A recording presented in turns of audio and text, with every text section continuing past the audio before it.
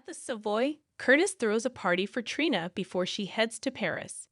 Trina says the best gift is knowing when she comes home that he may be walking again. Spencer arrives, and Trina thought he was coming with Kevin and his grandmother. He says they'll be here and are running late. Portia and Alva talk, and Portia admits Trina going halfway around the world for 4 months is going to be tough. Alva suggests they lean on each other when they get to missing her. Meanwhile, Stella and Marshall question Spencer about where he'll be living, what with Trina in the dorms, and what he'll be doing with his time. Trina saves him for the integration, and they go talk to Joss. Trina asks Spencer if he's heard from his father. Joss doesn't like Esme, but even she feels bad that Nicholas took her baby. Spencer tells Trina and Joss that he let his dad take Ace, shocking them. He admits things have changed, and he believes Esme has her memory back. He says he knows Ace is better off with Nicholas and far away from Esme. Joss asks if they should file charges against Esme, but Spencer says they only get one shot at this, and there is no proof that Esme has her memories back. Joss says she'll find the proof they need. Spencer warns her to be careful as Esme's planning something, and it can't be good. Stella and Portia talk about Trina going halfway around the world with Spencer. Cordia admits turmoil seems to follow Spencer, and it might be better if Trina goes to Paris without him. Marshall asks Curtis how he's doing. Curtis is glad to be out of the hospital, but Marshall can sense he's on edge about something. Curtis admits for the first time in a while he has hope he may walk again. However, if he can't walk, it will be like finding out he is paralyzed all over again. Trina thanks Ava for everything she's done for her, including providing her with a list of galleries to go visit in Paris. Trina knows she wouldn't have gotten into the Sorbonne if not for all she learned from her. Spencer thanks Portia for including him in the party. She says it was Curtis' idea. Cordia admits Spencer is no stranger to trouble, which seems to follow him, and she doesn't like the idea of it following him to Paris. Later, Trina finds her mom crying, and Trina says they said no tears today. Portia can't help it as her little girl is growing up and headed to Paris. Portia says she's in awe of her daughter, and she's going to miss her. They hug. Curtis eventually proposes a toast to Trina going to Paris.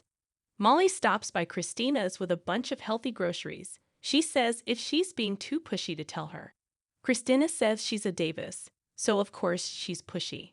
They discuss the implantation, and Christina says she'll take a pregnancy test in a few days to be sure and avoid false positives.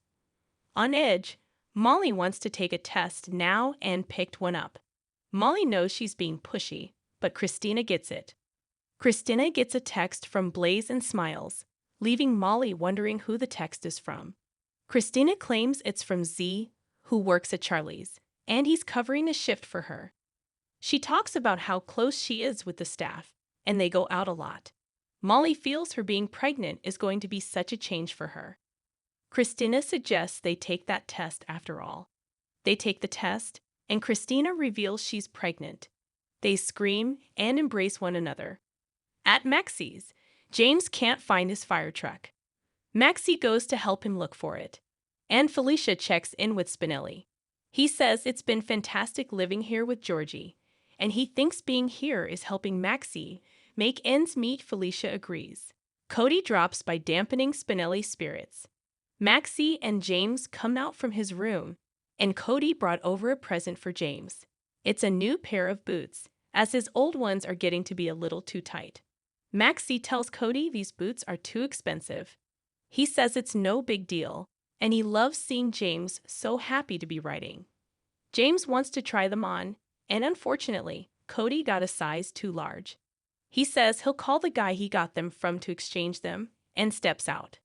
Spinelli follows Cody out and tells him that he knows what he's doing. He accuses Cody of sucking up to James with expensive gifts as a way to get to Maxie. He laments James has had more than one father figure come and go from his life, and kids get attached and don't understand when they leave. Cody says he's only giving James writing lessons. He's not trying to romance Maxie. Spinelli knows he's a schemer and blackmailer hiding behind his rugged cowboy charm. Cody smiles and says, "You think I'm charming, Spinelli insists Maxie deserves better. Cody tells Spinelli he likes Maxie, but he's not his competition, and if he wants to date her, then he's not standing in his way. Spinelli says his feelings for Maxie died long ago, but Cody says his face says otherwise whenever he's near Maxie.